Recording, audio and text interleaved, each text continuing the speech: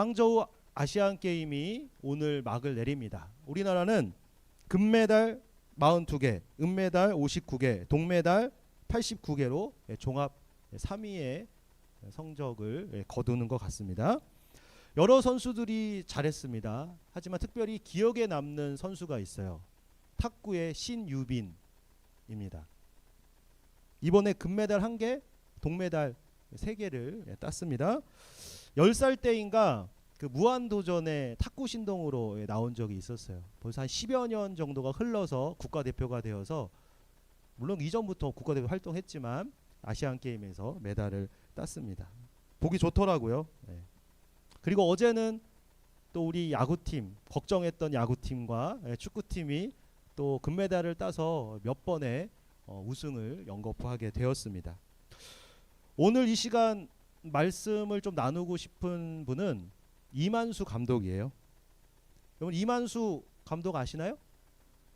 몰라요? 아 그래요? 삼성 라이온스에서 삼성 라이온스의 대표적인 선수죠. 그리고 SK에서 감독도 했습니다. 그러다가 동남아 국가의 야구를 보급하기 위해서 떠났어요. 그게 한 10여 년 전입니다. 10년 만에 꼴찌팀인 라오스 야구팀이 이번 아시안게임에서 국제대회 첫 승을 하는 그런 감격을 누렸습니다. 그가 이런 글을 남겼어요. 좀 길어요. 그래서 제가 다 읽어드릴 수는 없고 중간중간 좀 읽어드리도록 하겠습니다. 한번 잘 들어보세요. 프로야구 감독을 했던 내가 동남아시아 최빈국 라오스에서 야구 보급을 위해 간다는 것은 젊지도 않고 새로운 도전이 두려워지기 시작한 나에게는 더 큰 용기가 필요했다. 40대 중반에 간 거거든요.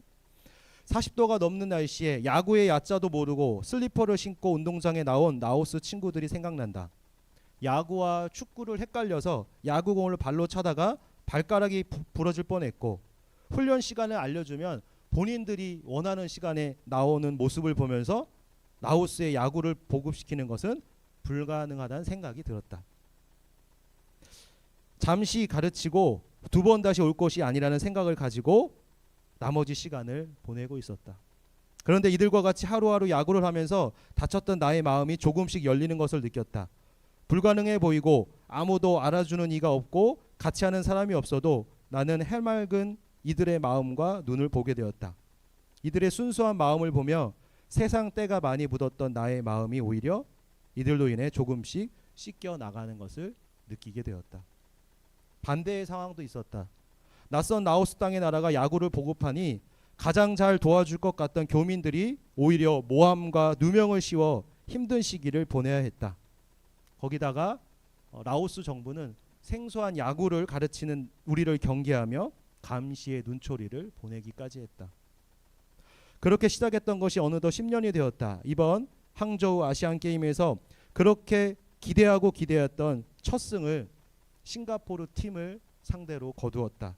이번 첫 승이 주는 의미가 우리가 생각하는 것 이상으로 정말 위대한 첫 승이다. 과연 내가 살아생전 라오스 국가대표팀이 국제대회에서 첫 승을 할 수 있을지 늘 의문이었고 불가능한 것처럼 보였다. 그러나 우리들은 단 한 번도 국제대회에서의 첫 승에 대한 꿈을 버리지 않았다. 비록 초라하고 아무것도 가진 것이 없고 또 능력이 많이 부족하더라도 갈망하는 자에게는 꿈이 이루어진다는 것을 모든 선수들에게 주의시켰고, 함께 힘을 합친다면 반드시 꿈을 이룰 수 있다고 믿었다. 이제 마지막이요. 내가 이렇게 큰 소리 쳤지만 정말 라오스 팀이 첫 승을 할 것이라고는 예상하지 못했다. 그랬던 우리가 싱가포르 팀을 상대로 첫 승을 올리자 지난 10년 동안 있었던 일들이 오버랩되면서 하염없는 눈물이 흐르는 것이었다.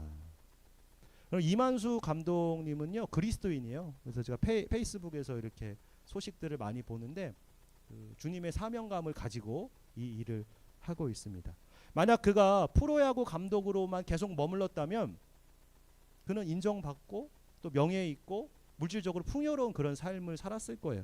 하지만 그는 야구로 행복했던 인생이었기에, 야구로 희망을 가졌기에 그 야구를 모르는 불모지에 가서 행복을 전하고 싶었습니다. 사명이었죠. 그래서 라오스에서 이렇게 했고요. 또 베트남, 캄보디아에도 그 야구를 가르친다고 합니다. 각 나라 국민들에게 특히 청년들에게 희망과 용기를 주는 그런 삶을 살고 있습니다. 우리 모두 이런 삶을 살았으면 좋겠어요. 그것이 하나님께서 우리에게 원하는 그러한 삶입니다. 분야와 영역은 다르겠죠. 각자 일하는 영역이 있습니다. 다르지만 분명히 하나님께서 우리 삶에 풍성함을 주시고 그 풍요로움으로 고통받고 있는 애들, 소외받고 있는 자들을 회복시키는 그 일을 우리가 하기를 원하시는 거예요. 여러분들이 하나님이 주시는 비전, 그 소망대로, 그 소명대로 살아가실 예수님의 이름으로 축복합니다. 여러분 기억나시겠지만 27장은 어떤 내용이 있었을까요? 오늘 30장인데 다윗이 사울의 손을 피해서 블레셋 땅으로 가는 내용입니다. 망명을 한 거예요. 아기스 왕에게 몸을 피신했습니다. 그래서 시글락이란 땅을 받았던 것을 여러분 기억할 겁니다. 28장에서는요, 이 사울 왕이 이 블레셋과의 전투를 앞두고 두려웠어요. 그래서 신접한 여인을 찾아가서 사무엘을 불러냈던 그런 내용이 있습니다. 그리고 29장에서는요, 이 블레셋과 이스라엘의 싸움이 이제 벌어져야 되는 상황이에요. 근데 블레셋 방백들이 다윗을 거절합니다. 그렇죠. 얼마 전까지 사울 왕을 위해서 싸우던 장군이었는데 이제 블레셋에 합류해서 싸운다는 걸 믿을 수가 없었어요. 그래서 전쟁에 나가는 걸 반대했습니다. 그래서 다윗은 전쟁에 나가지 못하고 다시금 시글락으로 돌아가게 됩니다. 오히려 이것이 다윗에게는 이제 좋은 일이 되었어요. 그러니까 블레셋 방백들의 의심, 그래서 다윗을 거절하는 일이 오히려 다윗에게는 좋은 일이었습니다. 도망자 신세이긴 하지만 앞으로 이스라엘 민족의 왕이 될 사람이에요. 그런 자가 이스라엘 민족을 대적해서 사울과 요나단과 칼을 겨누는 것은 나중에 오점으로 남을 만한 그런 일입니다. 그래서 하나님께서 이 전쟁을 나서지 못하게 이렇게 만드신 거죠. 우리 인생이 그렇습니다. 내가 원하는 거지만 안 될 때가 있어요. 내가 하고 싶지 않아도 해야 되는 그런 상황이 있습니다. 어찌 보면 사람의 계획이 아니라 하나님의 인도하심대로 흘러가는 것이 우리 인생이라고 할 수가 있습니다. 그러니까 여러분 너무 안달복달할 필요 없어요. 내가 원하는 거 이루기 위해서, 내가 하고 싶지 않은 걸 피하기 위해서 안달복달 해봤자 결국에는 하나님 인생대로 흘러가는 것이 우리의 삶입니다. 아무 생각 없이 사는 것이 아니라 하나님의 뜻이 무엇인지, 하나님의 계획이 무엇인지 묻고 따지면서 그 길을 걸어가야 합니다. 그러자고 우리가 제자 훈련도 하는 거고 감사의 삶도 하는 거예요. 여러분 귀찮을 수 있습니다. 하지만 한번 해보셨으면 좋겠어요, 여러분. 교회에서 운영되는 훈련들, 프로그램들, 행사에 여러분들이 적극적으로 참여했으면 좋겠습니다. 귀찮을 수 있어요. 하지만 그것이 바로 주님이 여러분들을 변화시키고자 하는 한 방법입니다. 지난주에도 말씀드렸지만 복된 인생이 되려면 어떻게 해야 된다고 했죠? 하나님이 주시는 지혜대로 살아야 돼요. 하나님이 주시는 말씀대로 살아야 됩니다. 물론 제가 하나님이 아니고 우리 빛과 소금의 교회가 뭐 그런 건 아니지만 하나님이 기뻐하시는 모습으로 만들어져 가기 위해서 하나님이 여러분들을 보내주신 그러한 장소예요. 그래서 여러분 복받은 인생 되려면 하나님이 주시는 지혜, 하나님이 주신 말씀으로 살아가려면 그에 합당한 시간들을 보내야 할 것입니다. 여하튼 다윗은요, 이 블레셋 군대에 합류하지 않고 시글락 땅으로 돌아오게 됩니다. 사흘길을 걸려서 돌아왔다고 해요. 근데 웬일일까요? 아비멜렉이 쳐들어왔어요. 이 비어 있었던 시글락 땅에 아비멜렉이 아니죠. 아말렉이 쳐들어와서 약탈하고 여자들과 자녀들을 다 데리고 가버렸어요. 아말렉은 그 모세가 출애굽할 때부터 하여튼 이 이스라엘들을 괴롭게 만들었던 그러한 민족입니다. 그래서 다윗이 어때요? 나중에 이 아말렉을 무찌르는데 또 중간에 또 시글락 주변에 누가 있나요? 이 아말렉이나 여러 이민족들이 있었어요. 그래가지고 그들의 것을 약탈을 했습니다. 27장 8절을 보면요.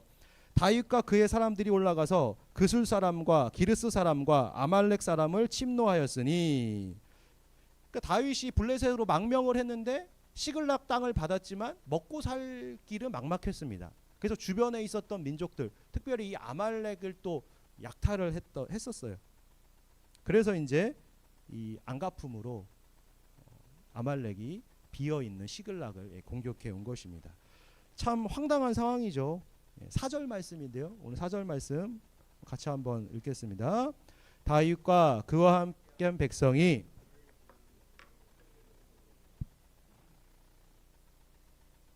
그렇죠. 황망한 상황이죠. 전쟁에 나갔다 돌아와 보니까 불이 나고 다 잃어버리고 자신들이 사냥하던 아내와 자녀들이 다 빼앗긴 상황입니다. 근데 과거에는요 이런 일이 비일비재했어요. 여러분 삼국지 읽어보셨나요? 삼국지 읽어보면 그런 내용이 많이 나옵니다. 국가가 전쟁에 나가면 어때요? 군인들이 다 나가기 때문에 그 지역은 방비가 허술해질 수밖에 없는 거예요. 그럼 인접해 있던 국가들이 쳐들어와서 거기를 또 점령하는 거죠. 그러니까 국방력이 강하지 않은 상태, 군대가 많지 않은 상태에서는요 전쟁 나갔다가 오히려 자신의 본거지를 빼앗기는 일들이 자주 있었습니다. 그게 또 전략 중에 하나죠. 일부러 허술하게 보이고 쳐들어오면 그곳을 쳐들어가는 거. 이렇게 됐어요. 지금 시글락에 있던 군인들이 없다 보니까 이런 상황에 처했습니다. 그렇다면 이런 결과를 가지고 누구를 원망할까요, 여러분? 백성들이, 군인들이 항상 누군가에게 원망의 대상으로 삼기 마련이에요. 지도자죠. 리더입니다. 전쟁을 나가게 한 그 지도자가 원망의 대상이 되었습니다. 다윗이죠. 6절 말씀인데요. 한번 6절 같이 한번 읽도록 하겠습니다. 6절입니다. 백성들이 자녀들 다음에 마음이 슬퍼서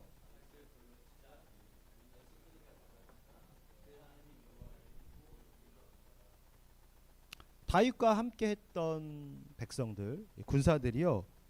자신의 자녀들, 아내들이 다 잡혀간 것을 보고 너무나 황망했습니다. 눈이 뒤집힌 거죠. 충분히 이해되는 그런 상황입니다. 그런데 한번 생각해 보세요. 이 다윗과 함께한 사람들이 누군가요?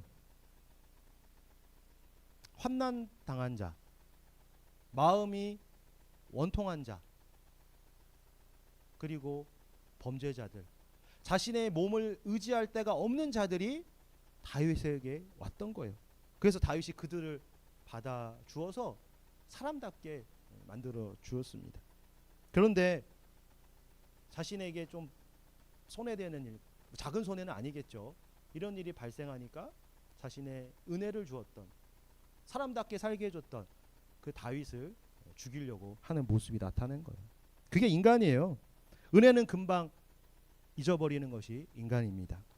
그래서 감사의 훈련이 필요한 거예요, 여러분. 하나님의 은혜, 하나님께 감사한 것들을 잊지 않고 돌려드리기 위해서는 이 감사의 훈련이 필요합니다. 우리가 지금 100일 개혁으로 우리 장년들이 감사의 계획들을 나누고 있어요. 여러분 어떤 것들이 이렇게 카톡방에 올라오고 있나요? 대부분 보면 날씨가 좋아서 감사합니다. 출근 잘하게 해줘서 감사합니다. 이런 내용들이 많은데 누군가 나에게 호의를 베풀어서 감사하다는 내용은 많지가 않아요. 왜 그럴까요? 여러분들에게 호의 베푸는 사람이 적어서 그럴까요? 여러분들이 누구의 은혜를 적게 받아서 그럴까요? 생각해보면 출근길에 나에게 자리를 양보해 준 사람이 있을 수 있어요. 또 지각할 뻔했는데 엘리베이터를 내가 뛰어오는 소리를 듣고 엘리베이터를 누르고 있다가 그 5초 차이로 지각을 면하기도 합니다. 또 나를 생각해서 안부 문자를 보내주는 그런 사람도 있을 수 있어요. 다 감사한 거예요. 그런데 우리는 그것을 감사의 거리로 생각하지 못하는 경우가 많습니다. 여러분 우리가 이 감사의 삶을 하면서 한번 적극적으로 해보세요. 그래서 저는 벌써 이 감사의 내용 한지 몇 주 안 됐지만 감사하는 일들이 넘쳐나고 있습니다. 여러분 도움을 주는 사람이 많아요. 제가 뭐 잘났고 그런 게 아니라 성령께서 그분들한테 그런 마음을 주시는 것 같아요. 그래서 어떤 자리가 열리고 그렇죠? 어떤 일들을 하게 되고 특별히 최근에는 그 극동방송에 제가 5분 설교를 이제 한다고 말씀드리고 또 줬잖아요. 여러분 못 들으셨을 것 같아가지고. 왜냐면 20, 30대들이 극동방송 설교를 듣고 있을 리는 없기 때문에. 근데 그 설교가 나가니까 연락을 주시는 분들이 있더라고요. 아, 목사님 설교 잘 들었습니다. 어떻게 지내시니 궁금했는데 꼭 한번 뵙고 싶습니다 하고, 이전교회 성도님들이 또 힘이 되더라고요. 이 5분 안에 내가 말씀을 전한다는 게, 또 이게 보지 않고 목소리로 한다는 게 쉬운 일은 아니라고 생각하면서 녹음을 했지만, 또 그것을 듣고 반응을 보이고 감사하다는 그 반응을 주시니까 더 감사하더라고요. 여러분, 그래서 제가 더 힘이 나는 거죠. 여러분도 사소하지만 분명히 호의를 베푼 사람들이 있을 겁니다. 우리가 감사하는 인생, 내가 받은 은혜와 감사를 나누는 그 인생으로 변화되기 위해서는 훈련이 필요해요. 그 예수님과 동행하는 감사의 삶, 100일 동안, 뭐 이제 100일도 안 남았는데 한번 잘 참여하셨으면 좋겠습니다. 여하튼 다윗은 갑자기 큰 위기가 생겼어요. 뭐 지금까지도 위기의 인생이었지만 이제 죽게 될 상황이 생긴 거죠. 이때 다윗의 태도가 어땠나요? 절망스러운 상황, 아찔한 상황이지만 그 순간에도 하나님을 의지하는 모습을 우리가 볼 수 있습니다. 다윗이 크게 다급하였으나 그의 하나님 여호와를 힘입고 용기를 얻었더라. 우리 6절 말씀 읽었잖아요. 그의 하나님 여호와를 힘입고 용기를 얻었더라. 여러분, 하나님 믿으시죠? 여러분, 예수님 믿으시죠? 그렇다면 어떤 상황에 있든지 예수님을 통해서 살아갈 힘과 소망을 얻어야 됩니다. 그게 아니라 내 통장에 돈이 넉넉히 들어가 있으니까 어깨에 힘이 들어가고, 또 내가 의지할 백이 있으니까 든든하고, 내가 자랑할 무언가가 있어서 나에게 살아갈 소망이 생긴다면 그것은요, 믿음이 있다는 착각이에요. 실제로는 돈을 믿고 사람을 믿고 내 능력을 믿어서 사는 거지 예수님 믿고 있는 거 아니거든요. 그런 착각을 우리가 벗어나야 할 겁니다. 그리스도인은 예수님 한 분만이 내 삶의 이유이고 내 삶의 소망이 되어야 됩니다. 내 살아갈 지혜와 능력의 원천은 그 예수님으로부터 나와야 되는 거예요. 다윗이 그런 인생이었어요. 여러분, 지금 상황뿐만 아니라 그의 인생은 초지일관 그랬습니다. 말씀을 한번 같이 찾아볼까요? 우리 사무엘상 17장 45절 말씀 한번 찾아보겠습니다. 사무엘상 17장 45절. 괜찮아요, 여러분. 뭐 예배 때 안 오던 잠이 올 수 있습니다.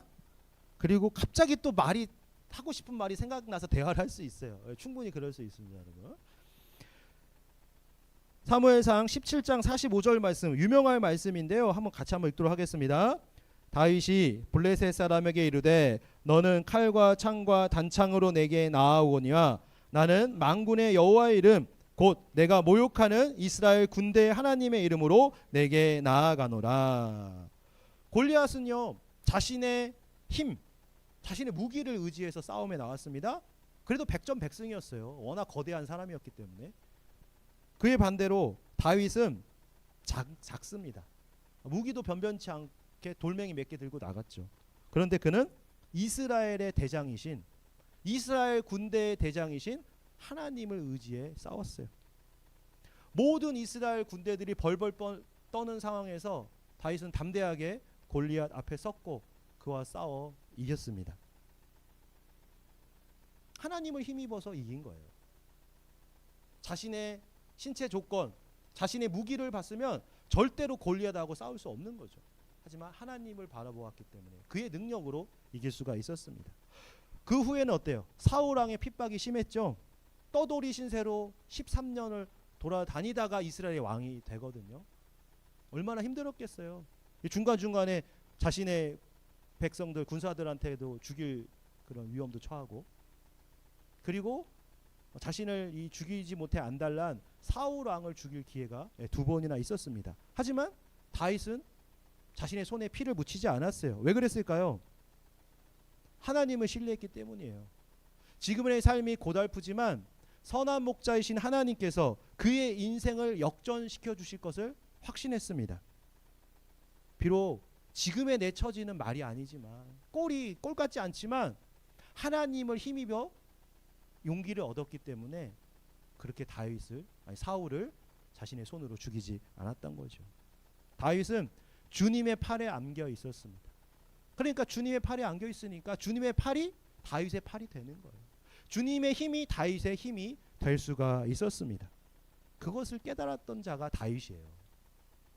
그럼 시편이 150편까지 있는데 다윗이 절반 정도를 썼습니다. 그 중에 23편 말씀을 많이들 좋아하죠. 1절이 여호와는 나의 목자시니 내게 부족함이 없으리로다. 4절은 뭔가요? 내가 사망의 음침한 골짜기로 다닐지라도 해를 두려워하지 않을 것은 주께서 나와 함께 하심이라. 주의 지팡이와 막대기가 나를 안위하시나이다. 이것은요, 하나님을 힘입어 살았던 다윗이었기 때문에 이런 고백을 할 수가 있는 거예요. 내가 돈을 의지했던 사람이 어떻게 이런 고백을 하나요? 내가 사람을 의지했다면 이런 고백을 할 수가 없는 거예요. 한 분 하나님만 바라보았기 때문에 당신께서 다윗의 인생을 책임져 주셨습니다. 우리 영희가 초등학교 1학년인데 누구를 의지해야 잘 살아갈 수 있을까요? 여기 있는 용식 삼촌을 의지하면 잘 살아갈 수 있을까요? 옆집 할아버지를 의지하면 잘 살아갈 수 아니잖아요. 엄마 아빠를 의지해야 잘 살아갈 수 있습니다. 그걸 명확히 알고 있어요. 그러니까 딴 데 한눈 팔지 않습니다. 이제 20살이 되고 넘어가면 뭐 누군가에 한눈을 팔 수도 있겠죠. 근데 그것도 하나님의 은혜가 필요합니다. 좋은 선택을 하기 위해서는.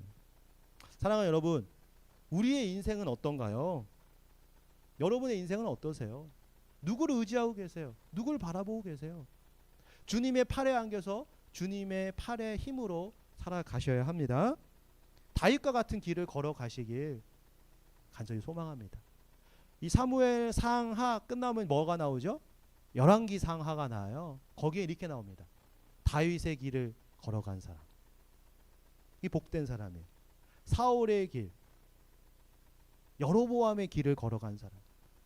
망한 인생입니다. 성경에서 이 두 가지를 얘기하는 거예요. 다윗의 길을 걸어갈 것이냐, 그 반대의 길을 걸어갈 것이냐. 다윗의 길은 하나님을 힘입어 사는 그 인생을 의미합니다. 하나님 나라의 백성은 왕이신 하나님을 의지할 때 먹고 살아갈 것을 얻을 수가 있어요. 더 나아가서 삶의 이유를 찾을 수 있고 행복한 풍성한 인생이 될 수 있습니다. 혹시 다른 더 좋은 길이 있다면 여러분 글로 가셔도 돼요. 이 예배의 자리에 소망이 없고 하나님께 소망이 없다면 더 좋은 거 한번 찾아가 보세요. 결국에는 깨닫고 다시 돌아오게 될 것입니다. 저는요, 여호수아가 했던 말처럼 오직 하나님의 길로만 가겠습니다. 저와 함께 그 길을 걸어가시는 우리 빗소의 성도 되시길 예수님의 이름으로 축복합니다. 오늘 본문의 다윗은요, 일시적으로는 어려움에 처했어요. 하지만 결국 어떻게 될까요? 또 하나님의 도우심으로 위기를 극복합니다. 우리 8절 말씀 한번 같이 한번 읽겠습니다. 8절입니다. 다윗이 여호와께 묻자와 이르되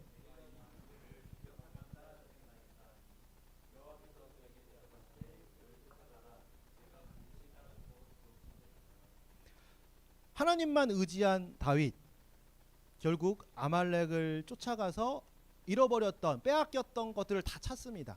그 다음에 여인들, 자녀들 다 찾죠. 그리고 그것보다 더 많은 것들을 가져와요. 왜냐하면 이제 아말렉이 시글락만 약탈한 게 아니라 주변을 다 약탈을 했으니까. 그래서 많은 전리품을 얻었고요. 또 자신의 친구인, 자신을 도와줬던 유다 고울의 여러 장로들에게 그 전리품을 보냅니다. 이러니까 다윗은 하나님만 의지할 수밖에 없는 거예요. 골리앗을 이길 때도 그랬고 사울을 피해 도망 다닐 때도 그랬고 어려운 순간에 처할 때마다 하나님 의지해서 은혜를 받았어요. 그러니까 다른 데 눈 돌릴 수가 없는 겁니다. 여러분, 우리가 어려운 순간 가운데 기도로 해결이 안 될 수도 있어요.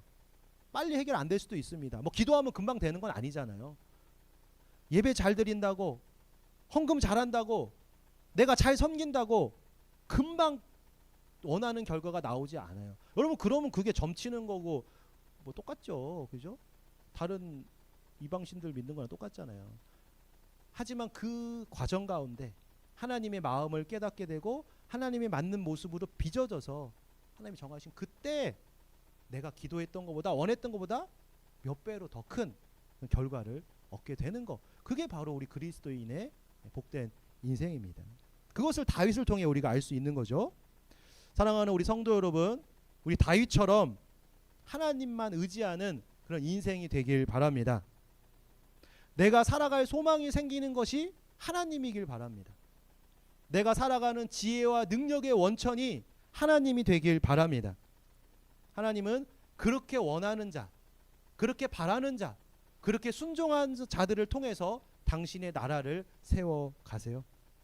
반대로 자신의 힘을 이용하는 사람, 세상의 헛된 것을 의지하는 자들을 통해서는 어떤 일도 하지 않습니다. 그래서 하나님은 모든 것을 내려놓게 만들죠. 내 힘도 빼게 만드시고 교만이 아니라 겸손하게 만드시고 아무것도 의지할 수 없는 상태로 만드신 후에 하나님의 능력으로 채우셔서 당신의 일을 합니다. 근데 그 기간이 짧았으면 좋겠어요, 여러분들. 물론 여기 계신 분들은 충분히 하나님께서 사랑하시는 자들이고 곧 귀 쓰실 분들이라 생각을 합니다. 이 코로나 시기에 제가 어제 문자도 보내드렸잖아요. 코로나 시기에 선교 현장을 다 떠나갔대요. 오랫동안 선교사님들이 복음 전하고 수고해서 눈물로 모았던 자들이 코로나 시기에 다 떠나갔습니다. 몇 명만 남았대요. 하지만 이 몇 명을 가지고 다시금 하나님 나라를 세워가겠다고 하는 그 말씀을 들었습니다. 교회도 마찬가지예요. 코로나 이후에 한 30-40%가 다 떠나갔어요. 근데 우리는 코로나에 생겨서 이렇게 같이 예배를 드리고 우리 청소년도 뭐 자주 봤으면 좋겠습니다.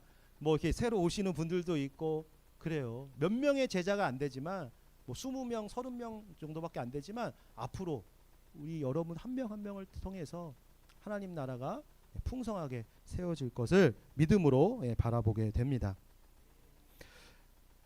여러분의 가정이 어떤 문제가 있나요? 문제 없는 가정은 없어요. 다 문제가 있습니다. 여러분의 가정이 변화되길 원하나요? 그렇다면 하나님을 신뢰하시고 주님의 말씀에 순종하는 훈련이 필요합니다. 혹시 여러분 변화되기를 원하시나요? 이전처럼 답답한 인생, 눈물 흘리는 인생이 아니라 뭔가 좀 멋진 인생, 그래도 내가 살만한 인생이구나 이렇게 느끼고 살고 싶나요? 그러면 예수님을 힘입어야 됩니다. 하나님을 힘입어야 돼요. 근거 없는 자신감이 아니라 하나님을 힘입어서 용기를 내야 합니다.